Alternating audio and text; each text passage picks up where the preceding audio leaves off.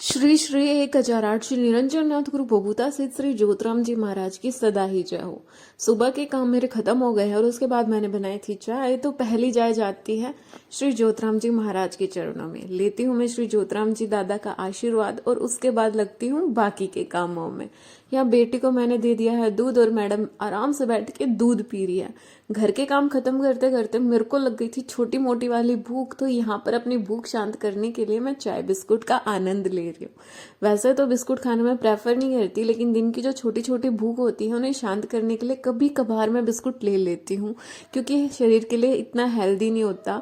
लेकिन इस टाइम पे प्रॉपर खाना भी नहीं खाया जा सकता और फ्रूट्स खाने का मेरा मन नहीं था, तो इसीलिए मैंने बिस्कुट ले लिया। या बेटी भी जिद कर रही थी, उसको भी बिस्कुट खाना है।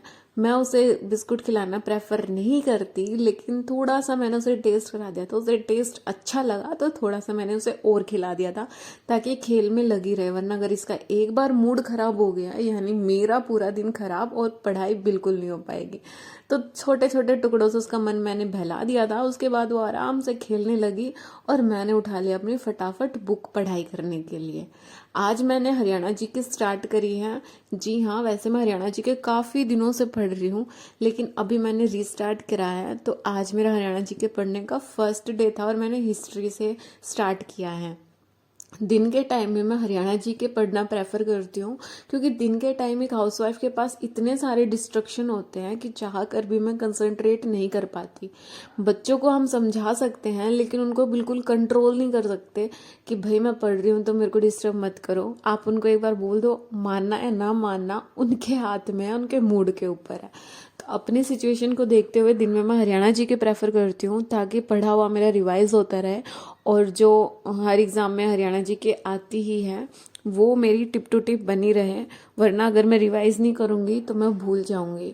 और जो बाकी के सब्जेक्ट है वो मैं रात को या सुबह पढ़ने का प्रेफर करती हूँ, क्योंकि उस टाइम डिस्ट्रक्शन कम होता है। इसीलिए मैं हरियाणा जी के दिन में पढ़ रही हूँ। यहाँ पे मैं पढ़ रही हूँ।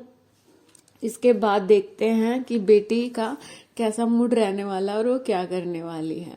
इसके लिए मैं यहाँ पर अपने जो मेन पॉइंट्स उनको नोट करती जाऊंगी और देखती जाऊंगी कि कितना मेरे को आता है कितना नहीं आता।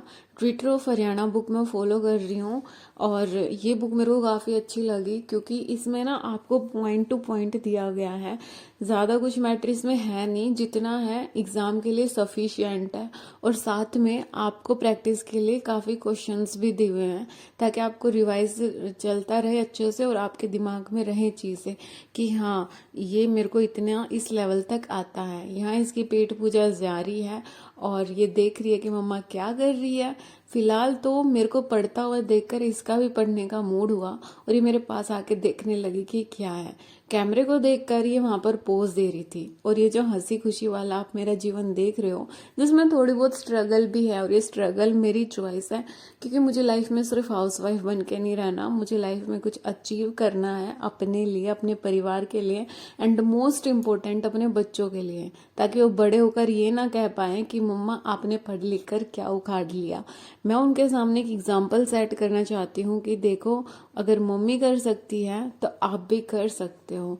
अपनी सारी प्रॉब्लम्स, अपनी सारी सरकमस्टांसेस सबको साइड में रखकर सिर्फ पढ़ाई पर फोकस कीजिए और फिर देखिए आपकी ज़िंदगी, आपकी लाइफ कैसे चेंज होती है।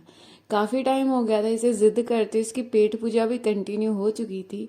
तो यहाँ ये जिद कर रही थी सोने की, तो फिलहाल मैं इसको सुला देती हूँ और देखिए कैमरा ऑन होते ही नाचना स्टार्ट कर देती है। बच्चों का ऐसा ही है, इनके मूड का, इनका टाइम टेबल कुछ फिक्स नहीं है। फिक्स है तो सिर्फ कंटिन्यूटी मेंटेन करके रखना, और वो सिर्फ और सिर्फ आपके पास है।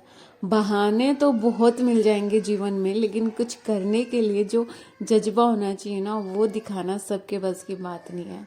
यहाँ बेटी मेरी सो चुकी थी और फिर मेरे बेटे का आने का टाइम हो गया था, तो दोनों भाई बहनों की मस्ती फुल ऑन चालू थी। थोड़ा टाइम मैं इनको मस्ती करने देती हूँ, क्योंकि इस टाइम पे थोड़ा इसका माइंड रिलैक्स हो जाता है। और उसके बाद मैं इसका होमवर्क कंटिन्यू कराऊंगी, इसका होमवर्क कंप्लीट कराऊंगी। शाम के टाइम में मेरी पढ़ाई बिल्कुल नहीं हो पाती, क्योंकि मेरी पढ़ाई के साथ साथ बेटे की पढ़ाई करना भी बहुत ज़्यादा ज़रूरी है, क्योंकि यही वो लर्निंग ईयर्स होते हैं। अगर इस टाइम वो वो अच्छे से पढ़ाई की इम्पोर्टेंस समझ गया, सेल्फ स्टडी की इम्पोर्टेंस समझ गया, तो आगे कंटिन्यू रख पाएगा। तो ये ऐसे ही मेरा पूरा दिन जाता है बच्चों के साथ, बाकी का दिन जाता है घर के कामों में, और इसमें जितना मेरे से हो पाता है मैं अपना पढ़ाई कंटिन्यू करने की पूरी कोशिश करती हूँ। यहाँ ये कुछ बोल रहा है और मैं आप लोगों को इनका व्लॉगिंग सिखाती हूँ। चल रही है कल्ला पुल्ला कल्ला पुल्ला कल्ला पुल्ली मिशुटो मिशुडो मिचुको पचको कुत्ती पुत्ती दादी पुच्ची कुत्ती पुच्ची। वक्त तो चला था शाम का और अब था समय बाबा की सेवा करने का। श्री ज्योतिराम जी महाराज की दया दृष्टि की वजह से आज हमारा घर सभी सुख सुविधाओं से परिपूर्ण, हमारे घर में सुख शांति बनी हुई है, तो सिर्फ और सिर्फ दादा ज्योतिराम की दया दृष्टि की वजह से।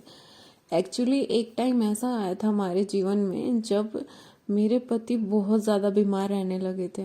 डॉक्टर के इतने सारे चेकअप कराए, इतने सारे टेस्ट कराए, सबकी रिपोर्ट्स नॉर्मल थी, लेकिन उनको प्रॉब्लम्स दिन प्रतिदिन बढ़ती ही जा रही थी। हमारे पास कोई सहारा नहीं था, ना कोई उम्मीद बची थी कि किस तरीके से मेरे हस्बैंड ठीक होंगे।